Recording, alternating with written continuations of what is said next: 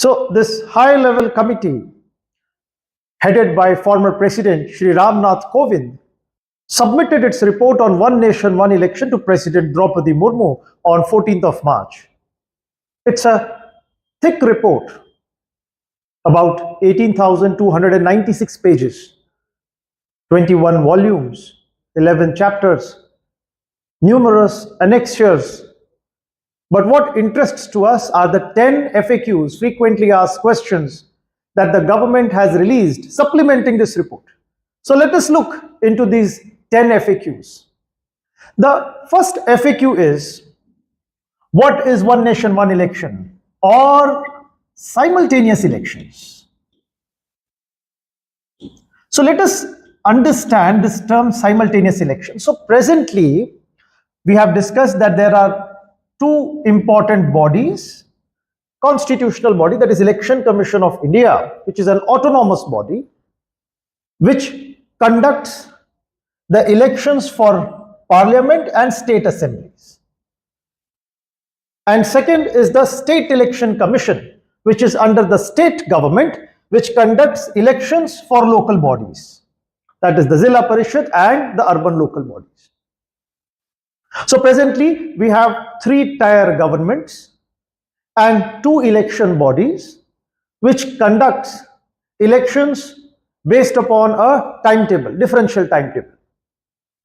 By One Nation, One Election, the state aims at conducting the elections for parliament, state assemblies and local bodies together.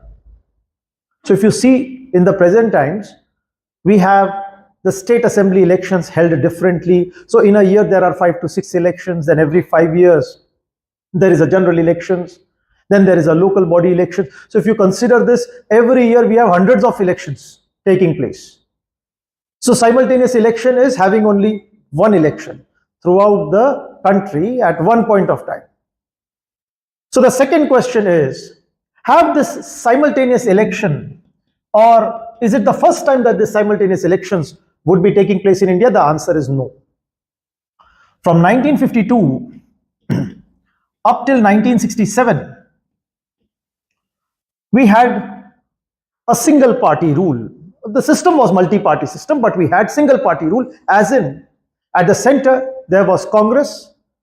From 1952 up till 1964, that was the presidency of Sri Jawaharlal Nehru.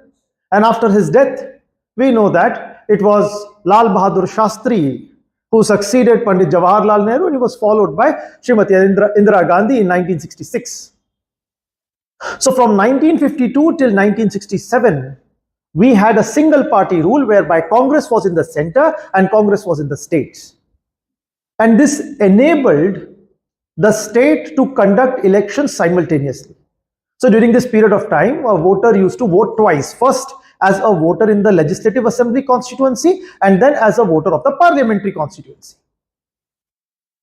And these 4 general elections, 1952, 1957, 1962 and 1967, were held simultaneously.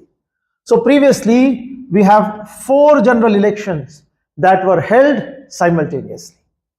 But in 1967, we saw that in various state assemblies, the position of Congress weakened compared to 1962.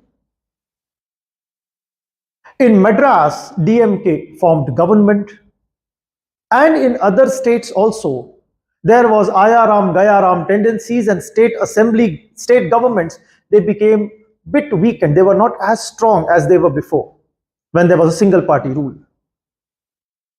So after 1967, there was a trend towards holding differential elections. For the general elections, there were separate elections held, and for the state assembly elections, the elections were held separately by the Election Commission of India.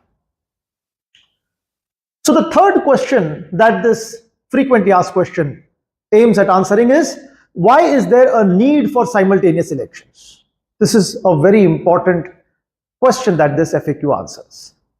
Now, as per this report, it is stated that because India carries out so many elections, numerous elections, hundreds of elections, there is a tendency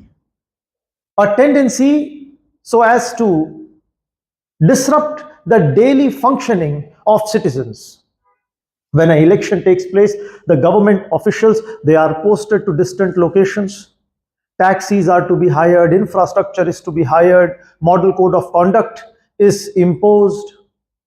The citizens, they need a holiday so as to cast the vote. And the entire state election machinery and its implementation, along with the repercussion, it leads to a huge cost to the state exchequer, disruption of work. And as per the report, this has caused policy paralysis and slowdown in the developmental programs.